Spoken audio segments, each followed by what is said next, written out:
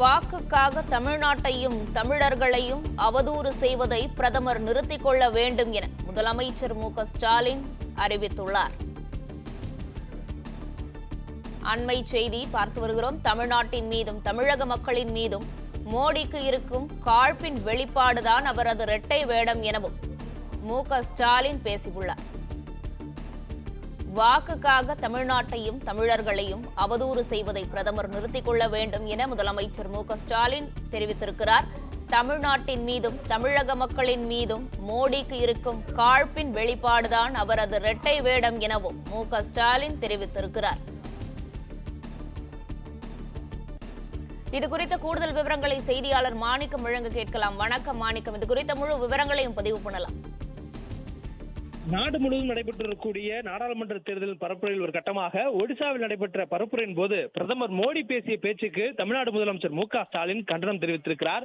ஒடிசாவில் அவர் மேற்கொண்ட பிரச்சாரத்தின் போது அந்நாட்டினுடைய முதலமைச்சராக இருக்கக்கூடிய நவீன் பட்நாயக்குடைய உதவியாளராக தமிழகத்தை சேர்ந்தவர் நியமிக்கப்பட்டதை விமர்சித்து பிரதமர் மோடி பேசியிருந்த அந்த பிரச்சாரத்தினுடைய உரைக்கு கண்டனம் தெரிவித்து தமிழ்நாடு முதலமைச்சர் அவர்கள் தற்போது ஒரு கண்டன அறிக்கையை வெளியிட்டிருக்கிறார். தமிழ்நாட்டின் மீதும் தமிழ்நாட்டு மக்களின் மீதும் பிரதமர் மோடிக்கு இருக்கும் காழ்ப்பின் வெளிப்பாடு அவரது இரட்டை வேடம் இது என பிரதமரை முதலமைச்சர் கண்டித்திருக்கிறார். மேலும் வாக்குக்காக எனது மக்களை அவதூறு செய்வதை பிரதமர் மோடி நிறுத்திக் கொள்ள வேண்டும் எனவும் முதலமைச்சர் அவர்கள் அறிக்கையின் மூலமாக கண்டனத்தை தெரிவித்திருக்கிறார். தேர்தல் பரப்புரையில் நாகரிக வரம்புகளை மீறாமல் கொள்கை, கோட்பாடுகள், செயல் திட்டங்கள் மீது ஆக்கப்பூர்வமான விமர்சனங்களையும் பாஜக ஆட்சியினுடைய சாதனையும் முன்வைத்து வாக்கு சேருவதில் திகழ வேண்டுமே தவிர மாற்றாக இவ்வாறு பகை உணர்வையும் மாநிலங்களுக்கு இடையே குரோதத்தையும் தூண்டி வருவது நாட்டுக்கு நல்லதல்ல என்பதையும் இந்த அறிக்கையின் வாயிலாக முதலமைச்சர் அவர்கள் தெரிவித்திருக்கிறார்.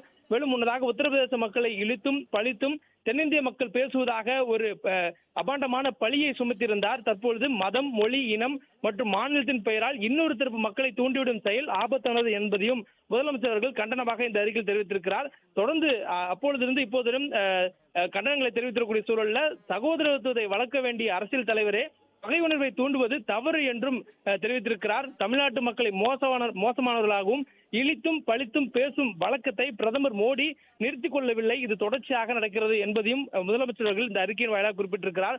தொடர்ந்து ஒடிசா மாநிலத்தில் தேர்தல் பரப்புரையில் பேசிய பிரதமர் மோடி புகழ்பெற்ற ஜெகநாதர் ஆலயத்தின் பொக்கிஷ அறையின் தொலைந்து போன சாவிகள் தமிழ்நாட்டில் இருப்பதாக பேசியிருக்கிறார். இது கோடிக்கணக்கான மக்களால் வணங்கப்படும் பூரி ஜெகநாதரை அவமதிப்பதோடு ஒடிசா மாநிலத்தோடு நல்லுறவும் நேசமும் கொண்ட தமிழ்நாட்டு மக்களை அவமதிப்பதும் புண்படுத்துவதும் ஆகும் என்பதையும் குறிப்பிட்டிருக்கிறார். மேலும் ஜெகநாதர் மீது அளவற்ற பக்தி கொண்ட ஒடிசா மக்களை தமிழ்நாட்டு மக்களுக்கு எதிராக தூண்டும் பேச்சு இது என்பதையும் பிரதமருக்கு கண்டனமாக முதலமைச்சர் தெரிவித்திருக்கிறார். தொடர்ந்து ஆலயத்தின் பொக்கிஷத்தை களவாடும் திருடர்கள் என்ற பழியை தமிழ்நாட்டு மக்கள் மீது பிரதமர் மோடி சுமத்தலாமா? தமிழ்நாட்டு மக்களை நேர்மையற்றவர்கள் என்று கூறுவது தமிழ்நாட்டை அவமதிப்பது இல்லையா என்ற ஒரு கேள்வியும் பிரதமர் நோக்கி முதலமைச்சர் வைத்திருக்கிறார். தொடர்ந்து தமிழர்கள் மீது மோடிக்கு இத்தனை காழ்ப்பும் வெறுப்பும் ஏன் என்ற கேள்வியும் பிரதமருக்கு முதலமைச்சர்கள் கண்டன அறிக்கையில் கேள்வியாக எழுப்பியிருக்கிறார்.